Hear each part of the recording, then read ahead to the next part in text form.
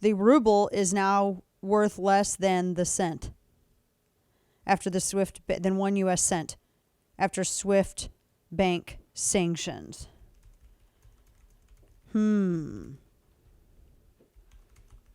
So this, let's see, Russian currency dropped 26%, down from about 84 per dollar late Friday. Everybody's been imposing additional sanctions, so you have restrictions on access for some Russian banks. I think I may have mentioned MasterCard and Visa cut off Russian banks from the networks. An exodus of these foreign firms has plunged Russia's economy into a free fall. He's going to have difficulty continuing to finance this. Because you can sit here and you can fight against sanctions and do what you can to move away from the dollar and try to give yourself a buffer, but that only lasts so long. Especially when what you're doing is, I think, what did they say? It was like $40 billion a day, something to that extent. People had to scramble for hard currency. They can't use their iPhones to pay. They can't use any like system where you hold your phone. You can't any of that. Western companies have pulled out movie studios, suspending releases. Batman, that studio, I think a number of studios suspended all releases, all work in Russia. All these energy firms, BP divested. Sports bodies, we talked about FIFA, talked about these others that have canceled and have pulled out. And then you had the SWIFT International Payment System. Apparently, there were hour-long lines at ATMs. People were rushing to draw out money. And then banks started limiting cash withdrawals. And they already have high inflation there. So, I mean, it's there. And there needs to be more. This is not enough. Now, the global bank, HSBC, they're winding down relations with a host of Russian banks, including the second largest, it's VTB. And the bank has little direct exposure in Russia, to about 200 employees. They said annual revenues of around 15 million against its global income of 50 billion. And they had Nordic banks, major money managers, British asset managers, all of these, all of them. Everybody, and then BP firms, Shell and BP.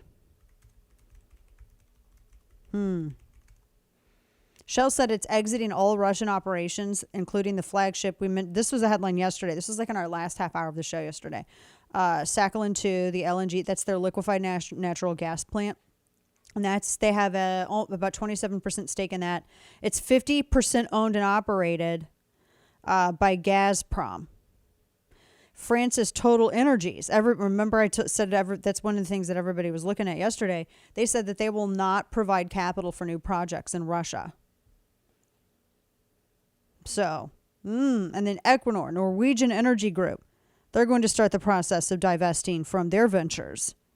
Denmark's Ørsted. They've stopped sourcing Russian coal and biomass. But they're going to continue to buy up to 2 billion cubic meters of natural gas from Gazprom. Ørsted said that they were not entering into any new contracts, though. Shipping firms have halted deliveries. UPS, FedEx, some of the other world's biggest logistics companies are all stopping services to Russia and Ukraine. Ocean Network Express, which is a container shipping company, suspended all shipments.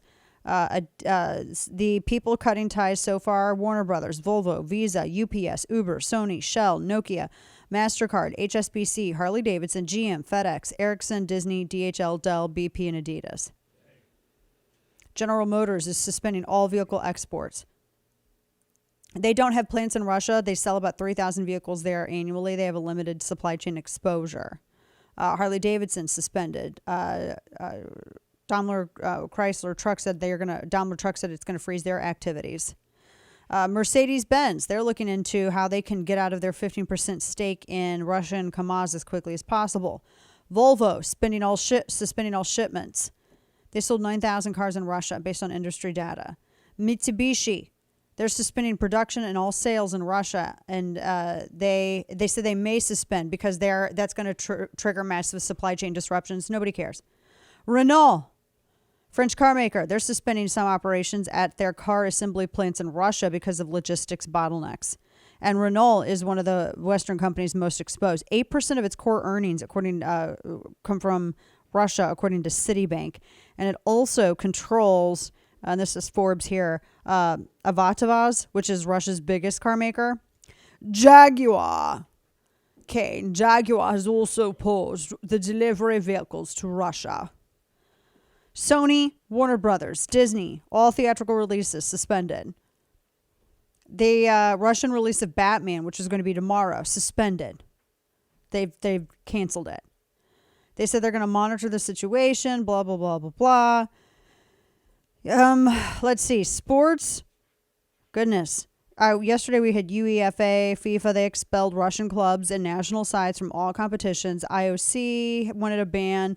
They're also looking at kicking out Belarus too, which the Seasons Champions League that was going to be held in St. Petersburg in May, that's done. Paris, it was switched to Paris. Spartak Moscow was thrown out of the Europa League. Oh man, all kinds of stuff. Finnish tire makers, they've suspended. Swedish engineering group Sandvik, they've suspended.